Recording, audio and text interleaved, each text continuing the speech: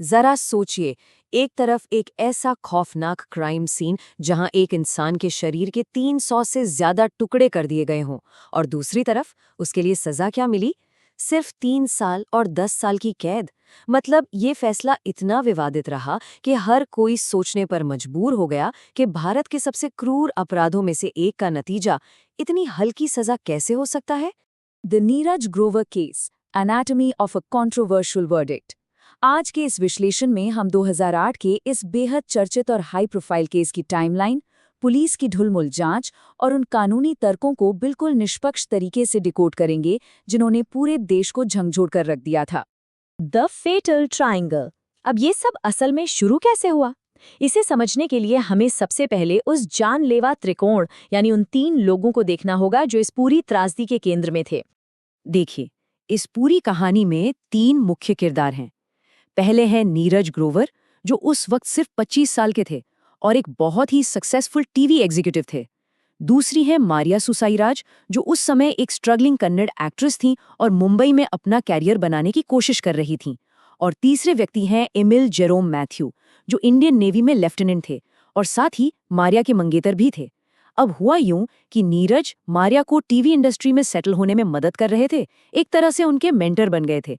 लेकिन मारिया और नीरज की इस बढ़ती दोस्ती ने मीलों दूर कोची में बैठे जेरोम के मन में एक गहरी जलन और बहुत खतरनाक शक पैदा कर दिया था। Timeline of a tragedy.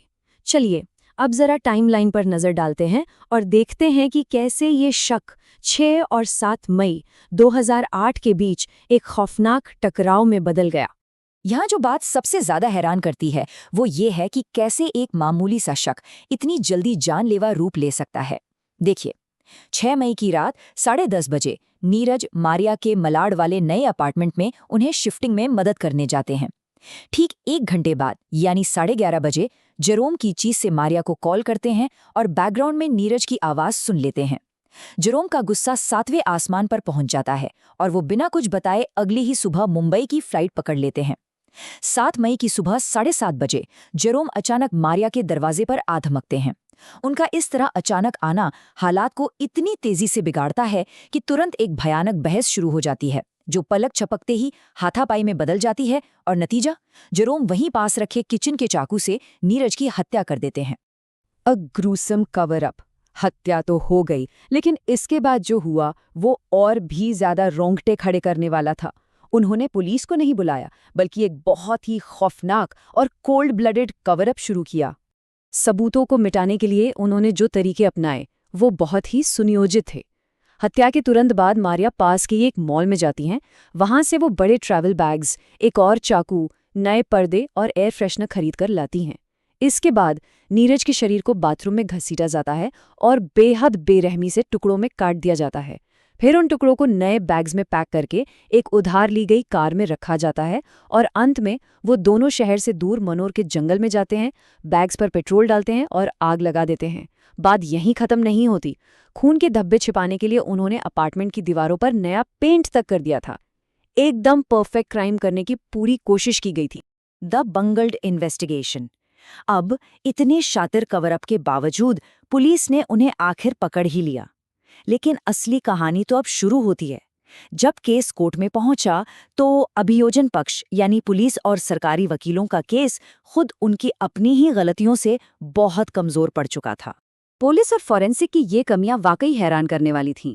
सबसे पहले जो कॉल डेटा रिकॉर्ड्स पेश किए गए वो जंबल्ड थे, यानी सही टाइमलाइन के हिसाब से थे ही नहीं। मौत के सटीक समय को लेकर कोई भी एक्सपर्ट ओपिनियन नहीं दिया गया। बिल्डिंग के एंट्री और एग्जिट रजिस्टर ही गायब थे। और सबसे चौंकाने वाली बात, मौत के अनुमानित समय के बाद 7 मई को नीरज के फोन पर जो कॉल्स आईं और बाकायदा किसी ने उठाई भी, उसकी जांच ही नहीं की गई कि आखिर फोन कौन उठा रहा था। इसके अलावा मारिया ने यह भी दावा किया था कि जेरोम ने क्राइम सीन पर उनका रेप किया था, लेकिन इस बात का कोई मेडिकल वेरिफिकेशन भी नहीं हुआ। मतलब सबूतों की जो चेन बननी चाहिए थी वो पूरी तरह से टूट चुकी थी।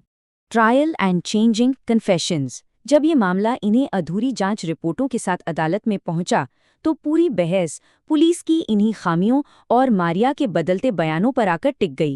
कोर्ट में 2 बिल्कुल अलग थ्योरीज आमने सामने थीं। अभियोजन पक्ष लगातार ये साबित करने में लगा था कि ये एक पूर्व नियोजित हत्या और आपराधिक साजिश है, यानी धारा 302 और 120 बी। लेकिन दूसरी तरफ बचाव पक्ष ने पुलिस की अधूरी जांच का पूरा फायदा उठाया। उनका तर्क था कि ये कोई प्लानिंग नहीं थी, बल्कि ये अचानक हुए उकसावे का नतीजा था, यानी गुस्से में उठाया गया एक अचानक और हिंसक कदम। A controversial verdict. सालों तक ट्रायल चला और फिर जुलाई 2011 में मुंबई की एक अदालत ने अपना फैसला सुनाया। एक ऐसा फैसला जिसने पूरे देश की जनता और मीडिया को सन्न कर दिया। जज का नजरिया यहाँ बिल्कुल अलग था। उन्होंने निष्कर्ष निकाला कि इस हत्या में पहले से कोई प्लानिंग नहीं थी। अदालत ने किस बात पर सबसे ज्यादा गौर किया? इस बात पर कि जेरोम कोची से अपने साथ कोई हथियार लेकर नहीं आए थे। उन्होंने उसी किचन के चाकू का इस्तेमाल किया था जो मारिया के घर पर मौजूद था। कानून की नज़र में ये एक बहुत बड़ा पॉइंट था। अगर जेरोम हथियार साथ लाते तो वो मर्डर माना जाता। यहाँ न्याय के तराजू ने हत्या के इरादे को तौला, ना कि उसके बाद किए गए उस खौफनाक कवरअप को। Culpable homicide not amounting to murder, यानी धारा 304। क्योंकि अभियोजन पक्ष ये साबित ही नहीं कर पाया कि हत्या का इरादा पहले से था, इसलिए अदालत ने माना कि ये अपराध इसी धारा के तहत आता है। इसका सीधा सा मतलब है एक ऐसी हत्या जो बिना किसी प्लानिंग के, गुस्से या अचानक हुई लड़ाई में हो जाती है, और इसमें सीधे तौर पर मर्डर के मुकाबले काफी कम सजा का प्रावधान है। तो सजा क्या मिली? 10 साल। एमिल जेरोम मैथ्यू को गैर इरादतन हत्या के लिए 10 साल की कैद मिली। इसके साथ सबूत नष्ट करने के लिए 3 साल की और सजा सुनाई गई। लेकिन कोर्ट ने कहा कि ये दोनों सजाएं एक साथ चलेंगी, मतलब उन्हें ज्यादा से ज्यादा सिर्फ 10 साल ही जेल में बिताने थे। और मारिया सुसाइराज, उन्हें 3 साल की सजा मिली। उन्हें हत्या और साजिश के आरोपों से तो पूरी तरह बरी कर दिया गया, सिर्फ सबूत नष्ट करने का दोषी माना गया। और सबसे ज्यादा हैरानी की बात यह थी कि चूंकि मारिया ट्रायल के दौरान पहले ही जेल में अपने 3 साल पूरे कर चुकी थीं, तो फैसला आते ही उन्हें तुरंत रिहा कर दिया गया। मतलब इतने खौफनाक अपराध में शामिल होने के बावजूद वो बिल्कुल आज़ाद थीं। The rarest of rare doctrine bypass. इस फैसले से कानूनी जानकार भी हैरान थे। जस्ट कॉर्पस लॉ जर्नल जैसे प्लेटफॉर्म्स पर यह सवाल उठाया गया कि क्या किसी इंसान के टुकड़े टुकड़े करके उसे जला देना रेयरेस्ट ऑफ रेयर कैटेगरी में आने के लिए काफ़ी नहीं था? अक्सर ऐसे क्रूर मामलों में मौत की सजा या उम्र कैद दी जाती है, लेकिन यहाँ कोर्ट ने इस सिद्धांत को ही बाईपास कर दिया, क्योंकि हत्या के वक्त का इरादा पूर्व नियोजित नहीं था। Aftermath and cultural impact. Crime की इस खौफनाक क्रूरता और सज़ा की इस नरमी के बीच का जो फासला था, उसने समाज में एक अजीब सी हलचल पैदा कर दी। लोगों का गुस्सा और इस केस के प्रति उनका आकर्षण दोनों ही चरम पर थे। इसी साइकोलॉजिकल उत्सुकता की वजह से फिल्म मेकर राम गोपाल वर्मा ने इस केस पर एक फिल्म बनाई, नॉट अ लव स्टोरी। उनका एक बहुत ही दिलचस्प कोट है। वो कहते हैं कि ये समझना कि ऐसा क्यों हुआ हमें समाज को बेहतर ढंग से समझने में मदद करेगा। वाकई ये केस हमें सोचने पर मजबूर करता है कि कैसे 2 बिल्कुल आम साधारण लोग इतने डार्क और भयानक कृत्य को अंजाम दे सकते हैं। तो आखिर में हम इसी एक बहुत अहम सवाल के साथ आज का ये विश्लेषण खत्म करेंगे। जब हमारे कानूनी सिस्टम का फैसला आम जनता की उम्मीदों और एक पीड़ित परिवार के दुख के बिल्कुल खिलाफ जाता है, तो क्या सच में न्याय हुआ है? कानून की किताब में लिखे शब्द और समाज जो न्याय मांगता है, उसके बीच का ये जो अंतर है, वो हम सबको सोचने पर मजबूर करता है कि क्या हमारा न्याय तंत्र वाकई हर बार पूरा न्याय दे पाता है? इस बारे में जरूर विचार कीजिएगा।